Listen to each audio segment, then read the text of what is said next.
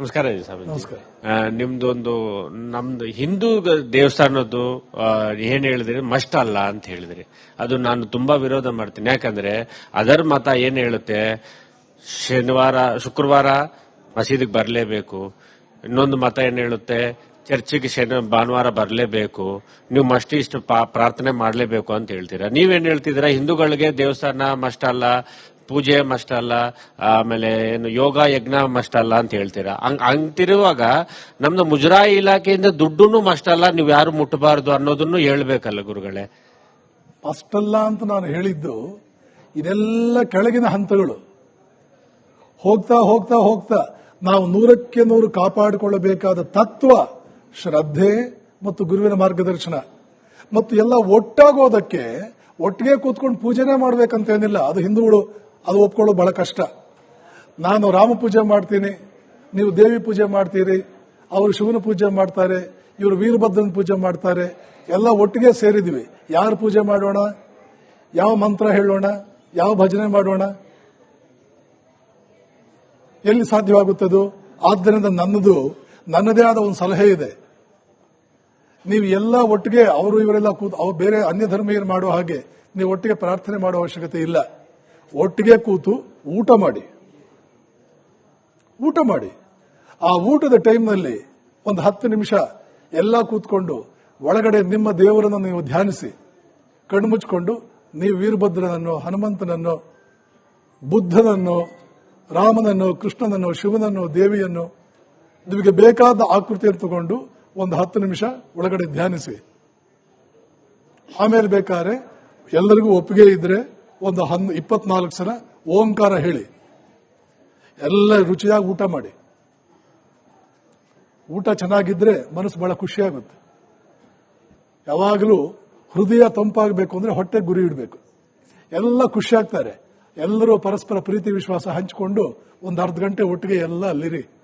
ಬೇಕಾದಷ್ಟು ಪರಸ್ಪರ ಒಂದು ಪ್ರೀತಿ ವಿಶ್ವಾಸ ಬೆಳೆಯುತ್ತೆ. ನಾವೆಲ್ಲ ಒಂದಾಗಿ ಬದುಕಬೇಕು ಅನ್ನುವಂತಹ ಭಾವನೆ ಬರುತ್ತೆ. ಸ್ವಾಮಿ ಶರಣಂ ಗುರುಗಳೇ.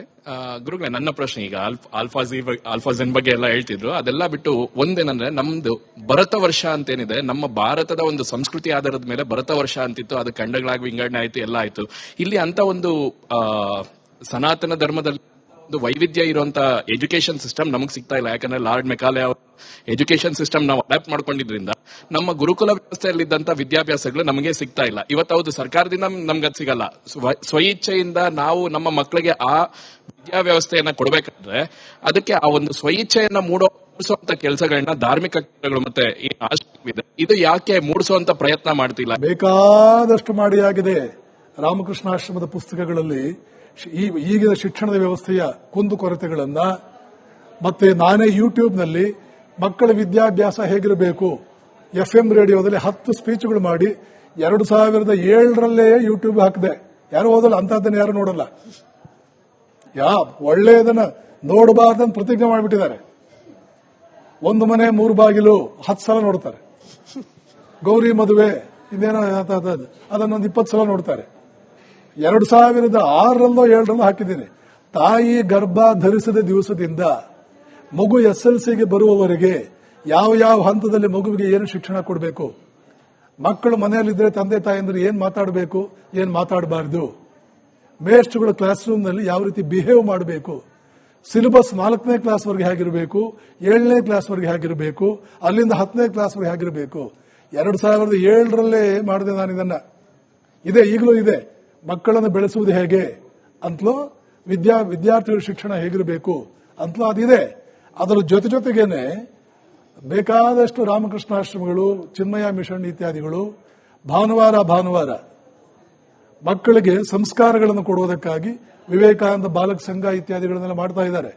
ಅಲ್ಲಿ ನಿಮ್ಮ ಮಕ್ಕಳನ್ನು ಕಳಿಸಿದ್ರೆ ಈ ಏಕಾಗ್ರತೆ ಮತ್ತು ಭಗವದ್ಗೀತೆ ಅಂದ್ರೆ ಏನು, ಸನಾತನ ಧರ್ಮ ಅಂದ್ರೆ ಏನು, ನಮ್ಮ ದೇಶ ಎಷ್ಟು ಗ್ರೇಟ್, ನಮ್ಮ ಧರ್ಮ ಎಷ್ಟು ಗ್ರೇಟ್, ಅದರ ಬಗ್ಗೆ ಅಭಿಮಾನ ಹೇಗೆ ಇಟ್ಕೋಬೇಕು, ಅಭಿಮಾನ ದುರಭಿಮಾನಗಳಿಗಿರ್ತಕ್ಕಂಥ ಡಿಫರೆನ್ಸ್ ಏನು, ಅಭಿಮಾನ ಶೂನ್ಯತೆ ಯಾಕೆ ಇರಬಾರದು, ಇದೆಲ್ಲ ಹೇಳ್ಕೊಡ್ತಾ ಇದ್ದೀವಿ. ಕ್ರಿಶ್ಚಿಯನ್ಸ್ ಅವ್ರಿಗಾಗ್ಲಿ ಅವ್ರದೇ ಆದ ಇದು ಮದ್ರಾಸಗಳಾಗ್ಲಿ ಅಥವಾ ಚರ್ಚ್ ಆಗ್ಲಿ ಕ್ಯಾಲೆಂಡರ್ಗಳಾಗ್ಲಿ ಎಲ್ಲ ಇದೆ.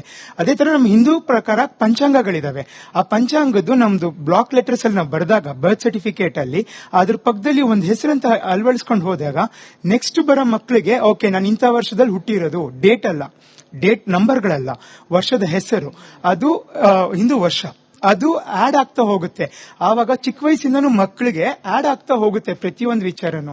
ಅಂಡ್ ಅವ್ರ ಕ್ವೆಶನ್ ನಿಮ್ ಕ್ವೆಶನ್ ಇನ್ನ ಸ್ವಲ್ಪ ಸುದೀರ್ಘವಾಗಿ ಕೇಳ್ತೀನಿ. ಇವಾಗ ಮದ್ರಾಸದಲ್ಲಿ ಅವರು ಪಾಸ್ ಮಾಡ್ಕೊಂತ, ನೀವು ಪಾಸಿಂಗ್ ಬಗ್ಗೆ ಹೇಳಿದ್ರಿ 9th ಸ್ಟ್ಯಾಂಡರ್ಡ್ 10th ಸ್ಟ್ಯಾಂಡರ್ಡ್ ಅಂತ. ನಮ್ಗೆ ಹಿಂದೂಗಳಿಗೆ ನಮ್ಗೆ ಗುರುಕುಲ ಪದ್ಧತಿ ತಗೊಂಡಾಗ ನೀವ್ ಹೇಳಿದಾಗ 1 ವರ್ಷ ದೇಹಕ್ಕೆ, ಇನ್ನೊಂದು ವರ್ಷ ಬುದ್ಧಿ ಚುರುಕಾಗಕ್ಕೆ, ಇನ್ನೊಂದು ವರ್ಷ ದೇಹಕ್ಕೆ, ಮತ್ತೆ ಎಲ್ಲಾ ಚತುರಂಗಗಳಲ್ಲೂ ಎಲ್ಲಾ ತರದ್ರಲ್ಲೂ ಇದು ಪಾಠಗಳು ಕಲ್ಸ್ಕೊಡ್ತಾ ಇದ್ರು. ಆದ್ರೆ ಇವಾಗ ಆರ್ಟಿಕಲ್ 13 or 31A ಪ್ರಕಾರ ಅದು ಹಿಂದೂಗಳಿಗೆ ಸೀಮಿತ ಇಲ್ಲ. ನಮ್ಮ ಧರ್ಮ ಪ್ರಚಾರ ಮಾಡಬಾರ್ದು ಅಥವಾ ನಮ್ಮ ಧರ್ಮ ಗ್ರಂಥಗಳ ಪ್ರಕಾರ ಯೂನಿವರ್ಸಿಟಿಗಳು ಓಪನ್ ಮಾಡಬಾರ್ದು ಅಂತ ನಿಬಂಧಗಳಿದಾವೆ. ಆ ತರ ಒಂದು ಇದು ಧರ್ಮಕ್ಕೆ ಒಂದು ತರ, ಇನ್ನೊಂದು ಧರ್ಮಕ್ಕೆ ಇನ್ನೊಂದು ತರ, ಈ ತರ ಡಿವೈಡ್ ಮಾಡಿದಾಗ ಅದ್ರದ್ದು ಎದ್ದು ಕುತ್ಕೊಂಡು ಮಾತಾಡ್ಲೇಬೇಕಾಗಿರೋ ಪರಿಸ್ಥಿತಿ ಬರ್ಬೇಕಾಗಲ್ವಾ ಗುರುಗಳೇ? ಆವಾಗ್ಲೇ ಮುಂದಕ್ಕೆ ಹೋಗೋದಲ್ವಾ? ಆ ರೀತಿ ನಾನಂತೂ ಮಾಡಿಲ್ಲ. ಮಾಡಿದವರು ಆವಾಗಲೇ ಉತ್ತರ ಕೊಟ್ಟೆ. ಮಾಡಿದವರು ಪ್ರಜ್ಞಾವಂತರಲ್ಲ. ನಾನು ಹೇಳೋದೇನು ಗೊತ್ತಾ, ಪ್ರತಿಯೊಬ್ಬರಿಗೂ ಇನ್ನೊಬ್ಬರಿಗೆ ತೊಂದರೆಯಾಗದ ರೀತಿಯಲ್ಲಿ ಅವರು ಏನೇನು ಮಾಡೋದಕ್ಕೆ ಸಾಧ್ಯವೋ ಅದರಿಂದ ಅವ್ರಿಗೆ ಒಳ್ಳೇದಾಗೋದಾದ್ರೆ ಅದನ್ನು ಮಾಡುವ ಸ್ವಾತಂತ್ರ್ಯ ಕೊಡಬೇಕು. ಹಿಂದೂಗಳು ತಮಗನ್ಸಿದ ಪ್ರಕಾರ ಎಜುಕೇಶನ್ ಕೊಟ್ಕೊಳ್ಳಿ, ಮತ್ತೊಬ್ಬರು ತಮಗನ್ಸಿದ ಪ್ರಕಾರ ಎಜುಕೇಶನ್ ಕೊಟ್ಕೊಳ್ಳಿ, ಮಗದೊಬ್ಬರು ತಮಗನ್ಸಿದ ಪ್ರಕಾರ ಎಜುಕೇಶನ್ ಕೊಟ್ಕೊಳ್ಳಿ. ಆದರೆ ಆ ಕಂಟೆಂಟ್ ನೋಡಿ, ಈ ಕಂಟೆಂಟ್ನಲ್ಲಿ ವಿಶಾಲ ಬುದ್ಧಿ, ಶಾರೀರಿಕವಾದಂತಹ ಬೆಳವಣಿಗೆ, ಬುದ್ಧಿ ಬೆಳೆಯೋದಕ್ಕೆ ಏನ್ ಬೇಕೋ ಅದು, ನೈತಿಕ ಪ್ರಜ್ಞೆ ಮತ್ತು ಧ್ಯಾನ ಮಾಡುವ ಸಾಮರ್ಥ್ಯ, ಇದನ್ನೇ ಜಾಸ್ತಿ ಮಾಡ್ತಾ ಇದ್ದಾರೆ. ಜ್ಞಾನದಲ್ಲಿ ಹೆಚ್ಚು ಹೆಚ್ಚು ಕುತೂಹಲ ಬರುವಂತೆ ಮಾಡ್ತಿದ್ದಾರೆ. ಸದ್ಗುಣಗಳನ್ನ, ಸಾಮರ್ಥ್ಯಗಳನ್ನ ಬೆಳೆಸೋದಕ್ಕೆ ಪ್ರೇರಣೆಗಳನ್ನೇ ಕೊಡ್ತಾ ಇದ್ದಾರೆ. ಅಂತಿದೆಯಾ? ಯಾರು ಏನ್ ಎಜುಕೇಶನ್ ಸಿಸ್ಟಮ್ ಬೇಕಾದ್ರೂ ಮಾಡಲಿ, ಏನ್ ತಪ್ಪಿದೆ? ನಮಸ್ತೆ ಸ್ವಾಮೀಜಿ. ನೀವು ಹೇಳಿದ್ರೆ ಹಿಂದೂ ಮೈಲ್ಡ್ ಅಂತ. ಮೈಲ್ಡ್ ಇರೋ ಕಾರಣದಿಂದಲೇ ಬಾಂಗ್ಲಾದೇಶದಲ್ಲಿ 28% ಇದ್ದ ಹಿಂದೂಗಳು 7 to 8% ಬಂದಿದ್ದಾರೆ. ಸೊ ಮೊನ್ನೆ 18th ಡಿಸೆಂಬರ್ಗೆ ದೀಪು ಚಂದ್ರದಾಸ್ ಅವ್ರನ್ನ ರಸ್ತೆಯಲ್ಲಿ ಹೊಡೆದು ನೇಣಾಕಿ ಜೀವಂತವಾಗಿ ಸುಟ್ಟು ಹಾಕಿದ್ದಾರೆ. ಇದ್ರ ಬಗ್ಗೆ ಯಾರು ಧ್ವನಿ ಎತ್ತಲಿಲ್ಲ. ಹ್ಯೂಮನ್ ರೈಟ್ಸ್ ಆಗಲಿ, ಸೆಕ್ಯುಲರಿಸಮ್ ಅನ್ನೋರಾಗ್ಲಿ, ಒಬ್ಬರೇ ಒಬ್ರು ಪವನ್ ಕಲ್ಯಾಣ್ ಡಿಪ್ಯೂಟಿ ಸಿಎಂ ಅವ್ರು ಮಾತ್ರ ರೈಸ್ ಮಾಡಿದ್ರು. ಮತ್ತೆ ನಿಮ್ಗೆ ಕೇಳಿದಾಗ ನಿಮ್ ಪ್ರತಿಕ್ರಿಯೆನೂ ಮೈಲ್ಡ್ ಆಗಿತ್ತು ಅನಿಸ್ತಾ ಇದೆ ನನಗೆ. ಇದನ್ನ ನೀವು ಹೇಳಿದ್ರೆ ನಾವು ಇಂಡಿವಿಜುವಲ್ ಆಗಿ ಸ್ಟ್ರಾಂಗ್ ಆಗ್ಬೇಕಂತ.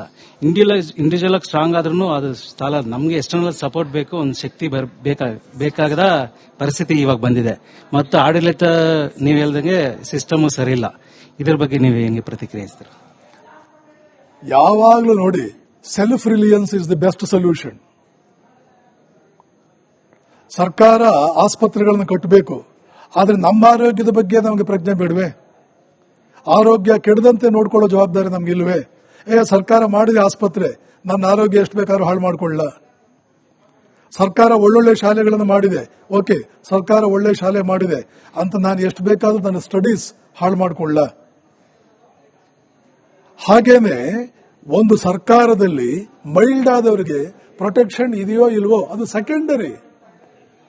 ಸರ್ಕಾರ ಎಲ್ಲಾ ಕಾಲದಲ್ಲೂ 24 hours ಪ್ರತಿಯೊಬ್ಬರಿಗೂ ಅವ್ರಿಗೆ ಬೇಕಾಗಿರೋ ಡಿಫೆನ್ಸ್ ಕೊಡೋದಕ್ಕೆ ಯಾವ ಸರ್ಕಾರಕ್ಕೂ ಎಲ್ಲೂ ಆಗೋದಿಲ್ಲ.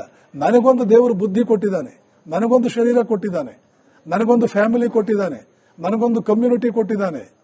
ನನ್ನನ್ನೇ ನಾನು ಡಿಫೆಂಡ್ ಮಾಡ್ಕೊಳ್ಳೋಕಾಗ್ಲಿಲ್ಲ ಅಂದ್ರೆ ನನ್ನ ಫ್ಯಾಮಿಲಿ ಮೆಂಬರ್ಸ್ ಜೊತೆ ಸೇರ್ಕೊಳ್ಳೋಣ, ನಮ್ಮ ಕಮ್ಯುನಿಟಿ ಜೊತೆ ಸೇರ್ಕೊಳ್ಳೋಣ. ಯಾವಾಗಲೂ ಸರ್ಕಾರ ಅನ್ನುವಂಥದ್ದು ಎಲ್ಲಾ ಕಾಲಕ್ಕೂ ಎಲ್ಲಾ ರೀತಿಯಲ್ಲೂ ಡಿಪೆಂಡಬಲ್ ಅಲ್ಲ.